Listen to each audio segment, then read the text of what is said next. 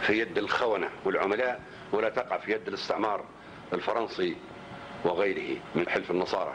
وأقول لكم الاستعمار ينتهي والخونة ينتهوا، وهذا هو مصير الخونة دائما. عمر ما خاين استمر، وعملاء عمرهم ما استمروا، لأن ما عندهم قاعدة شعبية، ما عندهم قدرة، ما عندهم تأييد شعبي. هم خونة وعملاء، هم عملاء للاستعمار، والاستعمار مكروه، ما هو غير من قبل الشعب الليبي. الاستعمار مكروه من كل الشعوب.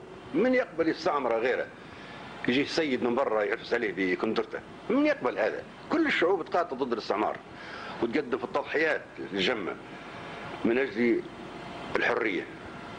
إذن العملاء ينتهوا وسيدهم المستعمر ينتهي، والآن حلف الأطلسي ينهار والعملاء وضعهم ينهار والمشاكل راكبة بينهم وسيادهم فقدوا الثقة فيهم ويدوروا في مخرج.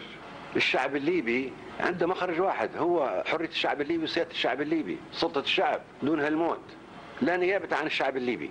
التمثيل تسجيل، اللي بيمثل الشعب الليبي الدجال. كيف نسلموا نفسنا مرة أخرى؟ احنا نسوان نسلموا انفسنا لزواجنا ولا شنو؟ احنا سبايا بنسلموا انفسنا اللي سبونا. كيف الشعب الليبي يتكلموا عليه انه من يحكمه؟ يا سلام، الشعب الليبي يحكم نفسه بنفسه وقدم الضحايا وما زال يقدم فيها كل يوم من اجل ان يكون حر. هالتضحيات وهالشهداء يمشوا هباء. الله اكبر. كيف هالعائلات وهالقبائل وهالشعب هالشهداء اللي كل يوم يمشوا، غير بعدين الشعب الليبي نشوفوا من يحكمه. من يحكمه؟ ما له هو حيوان؟ ما الليبي كانت مستعمره وهذا وين بتستقل؟ نشوف كيف يكون وضعها. الاستعمار يجب ينتهي، والعملاء الاستعمار مصيرهم الزوال، والآن أيامهم قصيرة، هم وسيدهم المستعمر. استمروا في المقاومة، استمروا في المقاومة الشديدة العنيفة، ما ترحموا الاستعمار ولا عملاء الاستعمار. فلتستمر طرابلس في المقاومة في كل حي. دهموا البوابات نتاع المستعمرين وسيادهم وأذنابهم، دهموا الكماين نتاعهم، حتى انتم عملوا كماين زي ما يعملوا هم الكماين، ديروا بوابات زي ما هم يعملوا بوابات. كلكم مسلحين، كل قبيلة تسيطر على منطقة في طرابلس، وكل الشباب يسيطروا على منطقة في طرابلس ويعملوا لها الحواجز ويعملوا لها البوابات ويقاتلوا. هذا المستعمر ضعيف وهذا الخاين ضعيف، ما تحسبوه قوي حتى تخافوا منه، انتم اقوى منه، انتم اعداد غفيرة، انتم الملايين، هبوا من كل حد وصوب.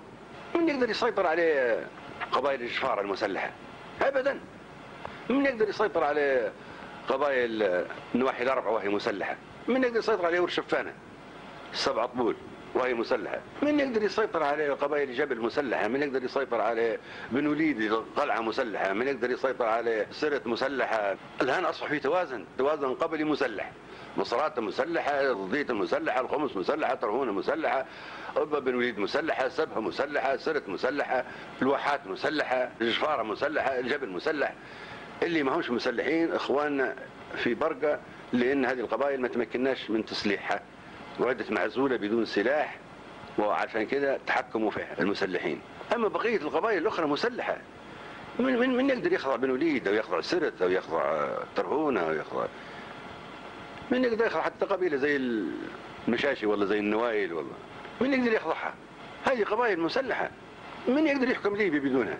هذه بدون رضاها ما تقدرش حتى تمر في أراضيها، بدون موافقة هذه القبائل ما تقدرش حتى تمر المرور، مش غير تحكمها. هذه القبائل مسلحة والصبع على الزناد ما تستسلم. باهي كان مصير الشعب الليبي العظيم الحر يصبح في يد حفنة من التافهين والعملاء، انت تعال احكم هنا ولا تعال تحكم هنا. هو قطيع من الغنم من الشعب الليبي.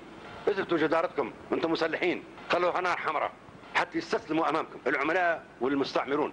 طبعا الاستعمار استخدم وسائل التقنيه لطمس صوتي عنكم، ما عندكمش اذاعه مرئيه، ما عندكمش اذاعه مسموعه. الشعب الليبي ما عادش عنده اذاعات، ما عادش عنده اتصالات، القائد بتاعه ما عادش يسمع فيه. ليش؟ لانهم هذه خطر عليهم. اذا سمعوا صوتي، الشعب الليبي يسمع صوتي، هذا خطر على الاستعمار وعلى عملاء الاستعمار. اذا الشعب الليبي عنده اتصال ببعضها، القبائل تتصل ببعضها، هذا خطر على الاستعمار وعلى اعوان الاستعمار.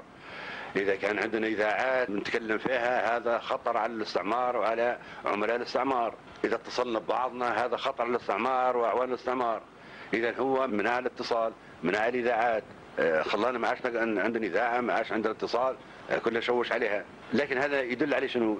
يدل على ان الاستعمار ضعيف. لو كان ما هو ضعيف لو خلانا نتكلم مع بعض ونتصل مع بعض. اللي كان ما هوش خايف منا ليش يخلينا يطمس صوتنا؟ اللي كان ما خايف من صوتنا ولو خايف من اتصالاتنا وخايف من قبائلنا تتصل ببعضها، اللي كان مش خايف منها ليش يمنعها من الاتصال وليش يمنعها من الاذاعات وليش يمنعها من المواصلات؟ هذا يدل على ان الاستعمار ضعيف، بيخفي الحقيقه وبيبين الجانب اللي هو بيدافع به عن نفسه.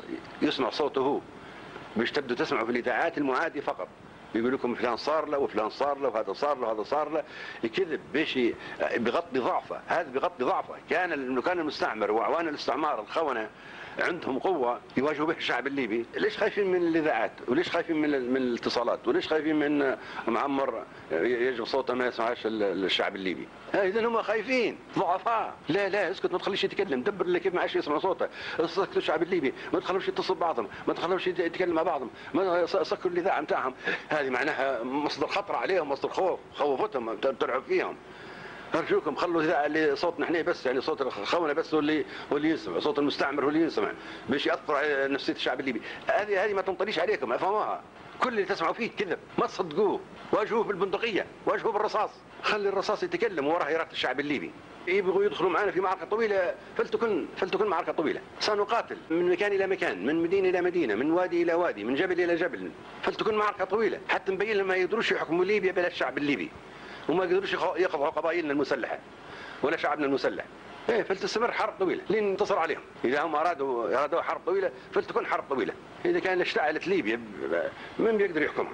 فلتشتعل. هم مش عاوزين يحكموا ليبيا، ما يقدرش يحكموها ما دام احنا مسلحين ونقاتل في كل شعب وفي كل وادي وفي كل شارع وفي كل قريه وواحه ومدينه.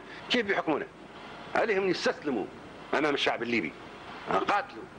قاتلوا ما تخافوش منهم، اهجموا عليهم، ركبوهم، فكوا سلاحهم منهم. ما عندهم مدد، هم ما عندهم شعب يمدهم بالمقاتلين. احنا المخزون البشري، اما هم شنو عندهم؟ كبشة عملاء يجندوا في ناس بالغراء وبالقوه ومرتزقه. هذا ما سينتهي، سينضب هذا النبع، سينضب. هذا ما هو نبع، النبع الذي لا ينضب هو جماهير الشعب الليبي.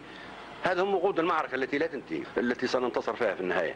المستعمر نفسه ما بيبقى ديما لحمايه العملاء، حيرجع لبلاده والعملاء سينتهون لان ما عندهمش مدد. ما عندهم مدد. المدد المقاومة الشعبية للشعب المسلح. الشعب الليبي هو صاحب الحق وصاحب الأرض والمعتدى عليه والمظلوم واللي يفرضوا عليه أن يقدم شهداء في كل يوم. احنا نستسلم بعد اللي قدمنا هذه تضحياته؟ يا سلام، تمشي هباء تضحياتنا، ما يطمعوش بها. هم بيرهبوكم لأن هم نفسهم قصير، بيرهبوكم لأن إمكانياتهم محدودة، بيرهبوكم لأن ما عندهمش مدد لا بشري ولا معنوي، وبالتالي بيأثروا عليكم نفسيا. بيستخدموا الكلام الفارغ والكذب والاذاعات والدعايات فقط. يقطعوا الاتصالات، يقطعوا المواصلات، يقطعوا الاذاعات علينا. هذا هو سلاحهم لان ما عندهم مدد. لكن نحن المدد هو الشعب الليبي. المقاومه الشعبيه الليبيه هي مقاومه الشعب الليبي كامله في كل مكان بقبائله كلها. هم غلطوا، هم رسموا مؤامرة ورسموا خطة لقتل ليبيا، لتدمير ليبيا، للاستيلاء على بترول ليبيا، للاستيلاء على سيادة ليبيا، لإهانة كرامة ليبيا، بيهينونا. إذا يجب يواجهوا بالشعب الذي يرفض الإهانة ويرفض تسليم بترول لفرنسا ولغيرها، ويرفض أن يحكمه العملاء. بعد التضحيات نسلم انفسنا للعملاء ما يطمعوش بها.